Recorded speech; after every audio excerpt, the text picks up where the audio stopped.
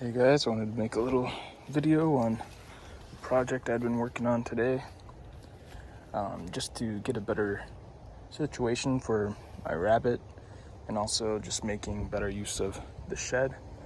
The main reason why I didn't have the rabbit in the shed was because it gets way too hot in here, but what I went ahead and did was took out some panels on each side, which was really easy. Just taking out a panel was just unscrewing a few screws.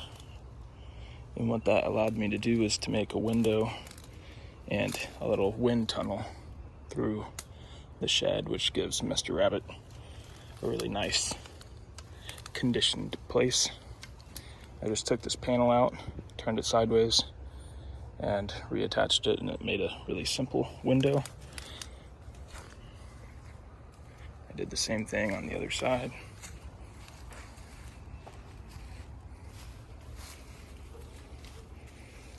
And we get wind from this direction, so it works out perfectly, providing a nice little breeze. It's a much nicer space to be in, and I originally had Mr. Rabbit situated over here in between these two tables. What I realized with the south-facing sun is that this wall gets extremely hot. It's just, tin metal, or I'm not exactly sure of the composition of the metal, but it's just thin metal, so it gets super hot. And when I put my hand right behind his cage, it was just so hot right there. So I placed him right in front of the window. Had this old little fireplace thing, and it's bell-shaped. It dips down, and so it'll catch any manure. And then there's a hole in the middle down here, and I'll be able to catch his urine here. So it's making use of what you got, and I think he'll be really happy. He's been eating a lot. But in the shed, he's well protected and from rain and other animals. And also, I don't have to worry about him being too stressed out by my dogs, which were super curious, obviously, about the rabbit. And he didn't really seem to mind, but my dogs, it just was a big change for them. So I'd rather my dogs be able to have their porch like they're used to, and Mr. Rabbit to have a shed to himself. So yeah, just thought I'd share that, and my thought processes going behind it. I also bent up this panel, which isn't something that I probably should have done, to be honest, but I can bend it back since it's a super malleable thin metal, and screw it back in if I need to. But I thought it was really important to have a vent, so the hot air will rise and have somewhere to escape instead of gathering and just making it even more hot in here. So that was my thinking behind that. This was the lid to the little fireplace, and I've been drying out some different plants, and I just strung up these bungee cords. That way it's freestanding, and it gets plenty of airflow underneath, and it being situated next to the window gets even more airflow. And so I'll be able to dry out plants for Mr. Rabbit, also dry out seed pods and what have you. But yeah, it was a fun little project I did today.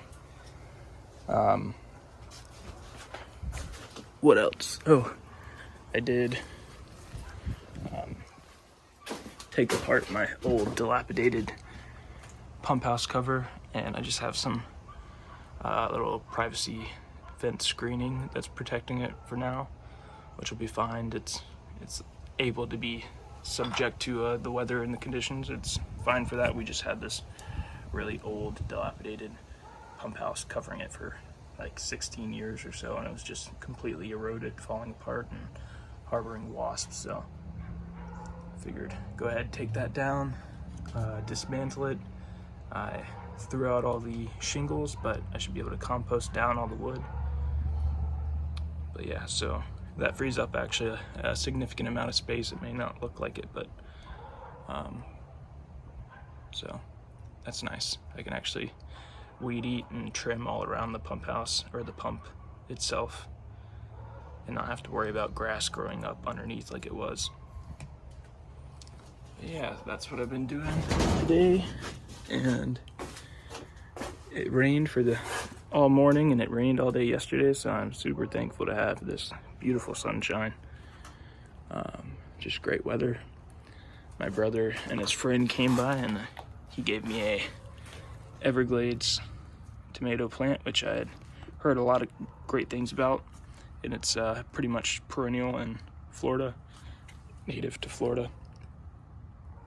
There's a red and yellow variety. I believe this is probably the red variety, but they have very small tomatoes, but they grow extremely productively, and I think it'll be a great attribute in the food forest garden, where I'm not really having to manage it. It grows extremely well by itself, and that'll be nice, along with my other tomato varieties that I have growing.